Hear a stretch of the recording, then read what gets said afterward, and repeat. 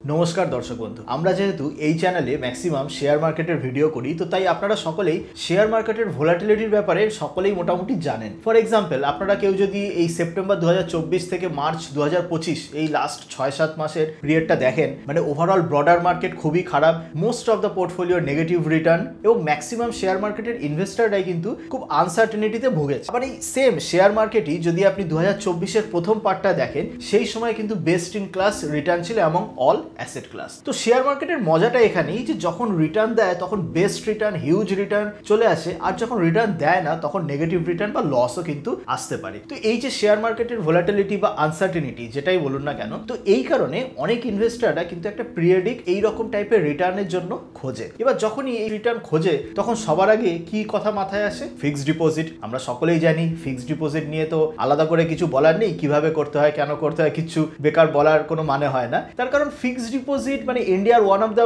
Favourite, ইন্ডিয়ানসের one of the favourite investment option. কিন্তু এই ফিক্সড ডিপোজিটের সব থেকে বড় প্রবলেম হচ্ছে খুবই কম রিটার্ন এবং পোস্ট ট্যাক্স রিটার্ন আরো কমে যায়। শুধু তাই নয়, আপনারা অনেকেই জানেন হয়তো যে ফেব্রুয়ারি 2025 এবং এপ্রিল 2025 এই দুটো সময় কিন্তু রিজার্ভ ব্যাংক অফ ইন্ডিয়া তাদের রেপো রেট 25 বেসিস পয়েন্ট করে মানে 50 বেসিস পয়েন্ট মতো কিন্তু রেপো রেট কমেছে। তো তার মানে এই এপ্রিল 2025 থেকে যদি আমি আগামী দিনের দিকে তাকাই, ফিক্সড ডিপোজিটের রেট কিন্তু আরো কমতে চলেছে। তো তাহলে এবার আবার সেই প্রশ্নটা যে এমন কি কোনো ইনস্ট্রুমেন্ট হতে পারে যে ফিক্সড ডিপোজিটের থেকে বেশি রিটার্ন দেবে, আবার এই শেয়ার মার্কেটের মতো অত ভোলাটিলিটি, অত আনসার্টেনিটি ওই জিনিসটা থাকবে না? হ্যাঁ, সেই ইনস্ট্রুমেন্ট বা সেটা কি, সেই নিয়েই আজকের ভিডিওটা সম্পূর্ণ দেখলে আপনারা একটুগুলো জানতে পারবেন যে কি সেই ইনস্ট্রুমেন্ট যেটা ফিক্সড ডিপোজিট এবং শেয়ার মার্কেটের মাঝামাঝি একটা one of the finest asset class হতে পারে আপনার পোর্টফোলিওর জন্য। কিভাবে সেই অ্যাসেট ক্লাসটা কাজ করে, রিটার্নটা যে দেয়, কিভাবে রিটার্ন দেয়, সেই ইনভেস্টমেন্টের রিস্ক কি কি, কোথা থেকে আপনি ইনভেস্ট করবেন, কিভাবে করবেন, কি প্ল্যাটফর্ম আছে, সেই প্ল্যাটফর্মের প্রোজ অ্যান্ড কনস সমস্ত কিছু নিয়ে ডিটেলডে এই ভিডিওতে আপনি জানতে পারবেন। আমি প্রসেনজিৎ পাল 2010 সাল থেকে ইন্ডিয়ান শেয়ার মার্কেটে একজন ফুল টাইম ইনভেস্টার। আমারই মানে শেয়ার মার্কেটের এক্সপিরিয়েন্স নিয়ে লেখা দুটি বই, অ্যামাজন ইন্ডিয়া বেস্ট সেলার বইটি ইংলিশ, বেঙ্গলি ভার্সন এবং আরও অনেক রিজনাল ল্যাঙ্গুয়েজে ট্রান্সলেট হয়েছে। এবং তাছাড়া আমাদের কোম্পানি, আমরা equity advisory and fund management service provide করে থাকি। সব সার্ভিসই কিন্তু আমাদের সেবি রেজিস্টার্ড সার্ভিস। তাহলে চলুন আমরা জেনে নেব যে কি সেই অ্যাসেট ক্লাস যেটা ফিক্সড ডিপোজিটের থেকে বেটার রিটার্ন, আবার শেয়ার মার্কেটের মতো ভোলাটিলিটি বা আনসার্টেনিটি না। কি সেটা হলো বন্ডস। বন্ড হলো এমন একটা ইনস্ট্রুমেন্ট যেখান থেকে আপনি পিরিয়ডিক রিটার্ন পেতে পারেন এবং 9, 10, 11, 12% অ্যানুয়ালাইজড রিটার্ন এইরকম একটা পাবেন। তো এবার প্রথমে আমরা জানবো যে কি জিনিসটা বা বন্ড, যে এই যে রিটার্নটা দিচ্ছে 9, 10, 11% যেটাই বলুন না কেন, সেইটা কিভাবে দিচ্ছে, মানে কি হচ্ছে সেইটা। দেখুন, খুব সহজ বাংলায় আমি এক্সপ্লেন করার চেষ্টা করছি। আপনারা জানেন প্রচুর কোম্পানি আছে যে যারা অন্যদেরকে পার্সোনাল লোন দেয়, গোল্ড লোন দেয়, মানে ব্যাংক ছাড়াও, আমরা জানি ব্যাংক তো লোন দিচ্ছেই, তো ব্যাংক ছাড়াও প্রচুর এনবিএফসি কোম্পানিজ রয়েছে যে যারা মানুষকে পার্সোনাল লোন, হোম লোন বা গোল্ড লোন, নানান রকম লোন দেয়। তো যেমন ধরুন একটা কোম্পানি আছে মুথুট ক্যাপিটাল, এরা জানেন আপনারা গোল্ড লোন দেয়, পার্সোনাল লোনও দেয়। এরকম প্রচুর কোম্পানি আছে, আইএফএল থেকে শুরু করে অনেক রকমই কোম্পানি আছে। তো এই যে সমস্ত কোম্পানিরা পার্সোনাল লোন বা হোম লোন বা গোল্ড লোন এইসব দিচ্ছে, খেয়াল করে দেখবেন এই সমস্ত কোম্পানিরা পার্সোনাল লোন দিচ্ছে একটু বেটার, মানে একটু হাই ইন্টারেস্ট রেট, 14, 15 এইরকম % ইন্টারেস্ট রেটে তারা কিন্তু লোন দেয়। এমনি পার্সোনাল লোন একটু হায়ার ইন্টারেস্ট রেটে হয়, মানে যখন আমরা ক্রেডিট কার্ড ইউজ করি, ক্রেডিট কার্ডের ইন্টারেস্ট রেট অনেক বেশি থাকে।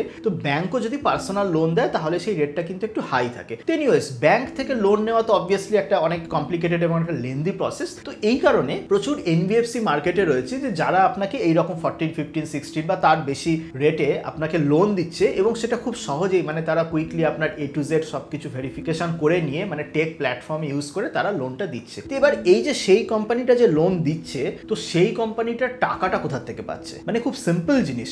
ব্যাংক কি কাজ করে, মানে ব্যাংক, ধরুন আপনি যে ব্যাংকে টাকাটা রাখছেন, এফডি করছেন, ধরুন ব্যাংক আপনাকে এফডির ওপরে 6% রিটার্ন দিচ্ছে। এবার ব্যাংক কি করছে, সেই টাকাটাই অন্যকে লোন দিচ্ছে, অন্যকে লোন দিয়ে ধরুন তার থেকে 9% ইন্টারেস্ট আর্ন করছে। তো এই যে ব্যাংক মানে অন্যকে লোন দিয়ে 9% ইন্টারেস্ট আর্ন করছে আর আপনাকে 6% ইন্টারেস্ট দিচ্ছে, এই যে মাঝখানের যে স্প্রেড, সেইটাই ব্যাংকের প্রফিট। এই সেম কাজ আপনি যদি এবার এনবিএফসির গুলোর দিকে ভাবুন, যে এনবিএফসিরাও এরকম যখন লোন দিচ্ছে, ধরুন 14, 15% রেটে লোন দিচ্ছে, আর এই সমস্ত এনবিএফসিকেই আপনি টাকা দিচ্ছেন, মানে আপনি ডিপোজিট করছেন, ধরুন 10, 11% রেটে আপনি ডিপোজিট দিচ্ছেন, বা এনবিএফসি গুলো আপনাকেই টাকা দিচ্ছে, মাঝখানের স্প্রেডটা হচ্ছে এনবিএফসি কোম্পানির প্রফিট। তো তার মানে খুব সিম্পল বাংলায় বললে, যে যত নন ব্যাংকিং ফাইন্যান্সিয়াল কোম্পানি রয়েছে, তো তারা মার্কেট থেকে যখন টাকা রেজ করে, মার্কেট থেকে যে টাকা উঠিয়ে অন্যকে লোন দেওয়ার জন্য। তো এই যে মার্কেট থেকে যে টাকা রেজ করে তারা বন্ড ইস্যুর মাধ্যমে রেজ করে, যেটাকে আমরা কর্পোরেট বন্ড বলি। মানে কোনো কর্পোরেটস তাদের বিজনেস পারপাসের জন্য মার্কেট থেকে টাকা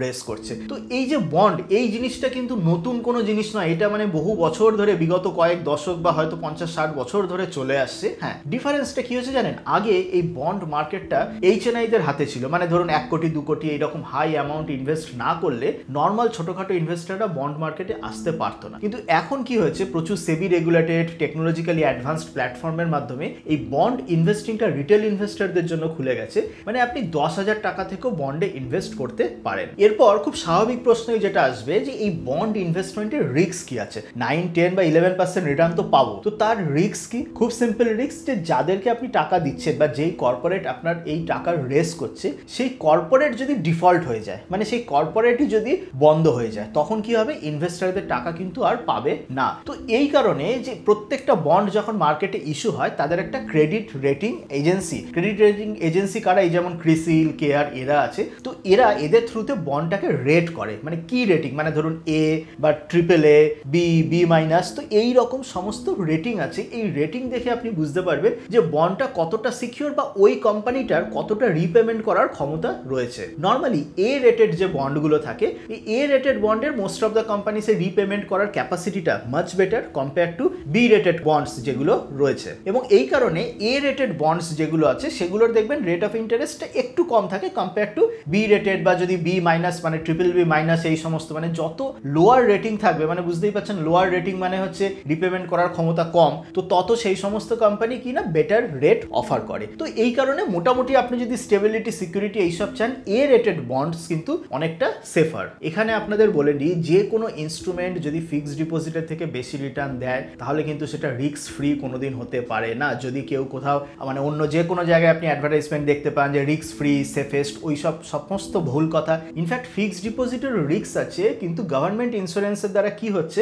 বলছে যে up to 5 lakhs fixed deposit secure. Anyway সেটা আলাদা। তো এই ফিক্সড ডিপোজিটের রেটের থেকে যে কোনো বেশি মানে রেট অফ রিটার্ন যদি আপনাকে কোনো ইনস্ট্রুমেন্ট দেয় তার কিন্তু কিছু না কিছু রিস্ক থাকবেই। তো সেই দিক থেকে দেখতে গেলে বন্ডকে যদি আমরা দেখি যে ফিক্সড ডিপোজিট রিস্ক আর রিটার্নের, যদি এই যে স্ক্রিনে দেখতে পাচ্ছেন এরকম চার্ট, তো এই রিস্ক রিটার্ন চার্টের মধ্যে বন্ড হচ্ছে একটা মাঝামাঝি একটা দারুণ সুন্দর জায়গায়, এফডি থেকে ওপরে অ্যান্ড এগেইন স্টকস মিউচুয়াল ফান্ডের থেকে নিচে। এই কারণে বন্ড কিন্তু খুব ভালো একটা ইনস্ট্রুমেন্ট আপনার পোর্টফোলিওকে ডাইভার্সিফাই করার জন্য। এবার আমরা দেখে নেব যে বন্ডে আপনি ইনভেস্ট কিভাবে করবেন এবং কি কি জিনিস মাথায় রাখবেন। তো বন্ড ইনভেস্টমেন্টের জন্য যে একটা খুব দারুণ প্ল্যাটফর্ম আমি পেলাম সেটা হচ্ছে উইন্ড ওয়েলথ। প্রথমত এই উইন্ড ওয়েলথ হচ্ছে সেবি রেজিস্টার্ড একটা প্ল্যাটফর্ম। সেবি রেজিস্টার্ড মানেই রেগুলেটেড এন্টিটি, ট্রান্সপারেন্সি রয়েছে। নেক্সট কি, এই প্ল্যাটফর্মে আপনি লো ইনভেস্টমেন্ট মানে 10,000 টাকা থেকেও আপনি বন্ড কিনতে পারেন এবং খুব ইজিলি আপনি যে পেমেন্ট ইউপিআই হোক বা নেট ব্যাংকিং এর থ্রুতে আপনি পেমেন্ট করে কিন্তু আপনার বন্ড ইনভেস্টিং জার্নি স্টার্ট করতে পারেন। এবং এই উইন্ড ওয়েলথ প্ল্যাটফর্মে 9% to 12% এই অ্যানুয়ালাইজড রিটার্ন অফ দি বন্ডস, মানে এ রেটিং থেকে BBB রেটিং অফ দি এই রেটিং এর কিন্তু বন্ডস অ্যাভেলেবেল রয়েছে। চলুন আমি ডাইরেক্ট উইন্ড ওয়েলথ ওয়েবসাইটে ডাইরেক্ট লগ ইন করে দেখে নিই যে কিরকম মানে ব্যাপারটা বা কি কি জিনিস আপনারা মাথায় রাখবেন। এ দেখুন উইন্ড ওয়েলথ ওয়েবসাইটে লগ ইন করার পরে এইরকম আমি লাইভ বন্ডস মানে এই মোমেন্টে কি কি বন্ডস আছে এখানে দেখুন। নাভি মার্চ 2025, তো এই নাভি এই বন্ড, এবার এই নাভি কোম্পানিটা কি আপনারা যদি খেয়াল করে দেখেন, এই নাভি হচ্ছে ইটসেলফ একটা এনবিএফসি কোম্পানি। এরা নিজেরাও কিন্তু পার্সোনাল লোন, হোম লোন দেয়। তো এরা যেই লোনটা দেয় সেটা দেখবেন 14, 15 বা 18 এইরকম পার্সেন্ট। তো তার মানে এখানে দেখতে পাচ্ছেন একটা 11% মতো আপনি দেখতে পাচ্ছেন। তো তার মানে সিম্পলি এরা আপনার থেকে 11% রেটে টাকা নিচ্ছে, মানে আপনাকে 11% দিচ্ছে, দিয়ে ওরা যেখানে টাকা মানে যাদেরকে লোন দিচ্ছে 14-15% রেটে ইন্টারেস্ট নিয়ে ওরা ওদের মতো করে প্রফিট করছে। তো এইখানে দেখুন, এইখানে আপনি কি এখানে দেখতে পাচ্ছেন ইউনিটস। আমি ধরুন এখানে করলাম দুটো, আমি ধরুন এখানে 6টা, ধরুন আমি 10খানা ইউনিট আমি করলাম। তো 10টা ইউনিট আমার ইনভেস্টমেন্ট অ্যামাউন্ট হচ্ছে এই। এখানে দেখুন খুব সুন্দর মান্থলি ইন্টারেস্ট আপনি কি কি পাবেন সেই জিনিসগুলো কিন্তু চলে এসেছে। মানে আপনি টোটাল যদি এই ইনভেস্ট করেন 9,999, আপনি 13th মে এখানে 85, 88 এই রকম ভাবে আপনি এই ইন্টারেস্ট আর্ন করতে থাকবেন। কি সুন্দর দেখিয়ে দিচ্ছে। এখানেই আপনি দেখতে পারবেন যে আমি রেটিং এর কথা বলছি। দেখুন এইটা হচ্ছে এ রেটেড বন্ড, মানে এনবিএফসি মানে এটা হচ্ছে ক্রিসিল রেটিং, সেইটা হচ্ছে এ। এখানে লেখা আছে how does rating affect return, সেগুলো পেয়ে যাবেন। এবং এখানে দেখুন লেখা আছে ম্যাচুরিটি লেফট 14 মান্থস। এবং এই যে একটা টার্ম ওয়াইটিএম, এইটা আপনাকে একটু বুঝতে হবে এইটা কি।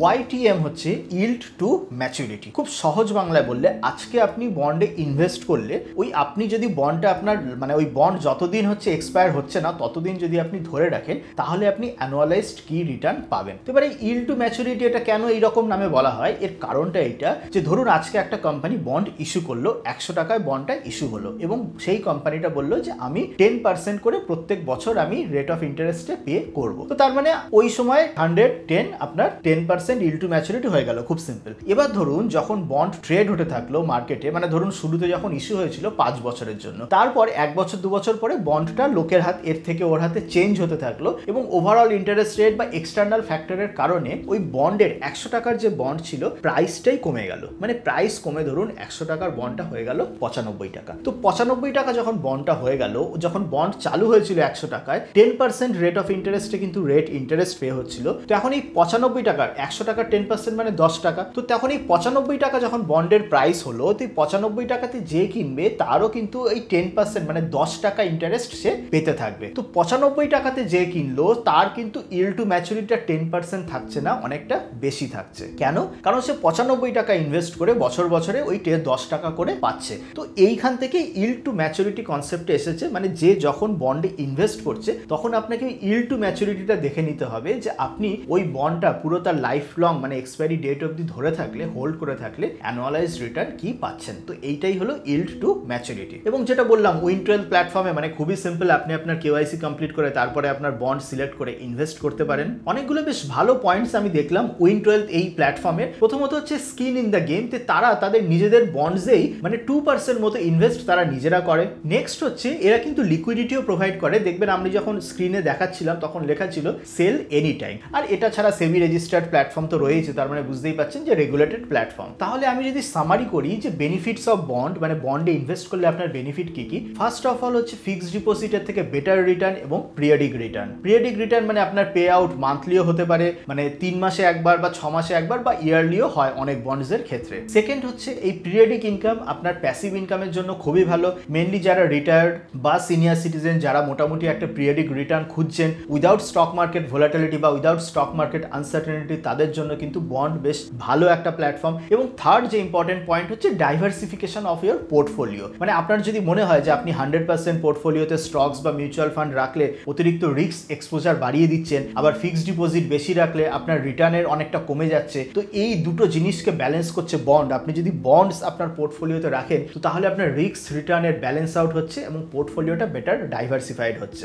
আর এই বন্ডে ইনভেস্ট করার জন্য যে প্ল্যাটফর্ম বললাম উইন12, যেটা সেবি রেজিস্টার্ড প্ল্যাটফর্ম, যাদের আপনি মোবাইল অ্যাপ্লিকেশনও পেয়ে যাবেন। আপনারা ডেসক্রিপশনে যে লিঙ্ক আছে সেই ডেসক্রিপশনে দেওয়া লিঙ্কে ক্লিক করে উইন12 প্ল্যাটফর্মটা কিন্তু চেক করে নিতেই পারেন। আপনারা কমেন্ট সেকশনে জানাবেন যে যদি আপনারা এক্সিস্টিং আপনাদের পোর্টফোলিও বন্ড যদি কিছু থাকে কমেন্টে জানাবেন, বা যদি আপনাদের কোনো কোয়ারি থাকে বন্ড রিলেটেড তাহলেও আপনারা আপনাদের কমেন্ট সেকশনে জানাবেন। আর যদি ভিডিও থেকে নতুন কিছু শিখতে পারেন তো তাহলে ভিডিওটি লাইক করে বন্ধুদের মধ্যে শেয়ার করুন এবং এই জাতীয় ভিডিও ইন ফিউচার পাওয়ার জন্য কিন্তু চ্যানেলটিকে সাবস্ক্রাইব করে নোটিফিকেশন অন রাখবেন। চলুন আজকের মতো এই পর্যন্তই, দেখা হবে অন্য কোনো দিন অন্য কোনো টপিক নিয়ে। ততদিন ভালো থাকবেন, happy investing.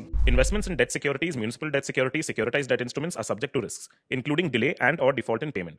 Read all the offer related documents carefully.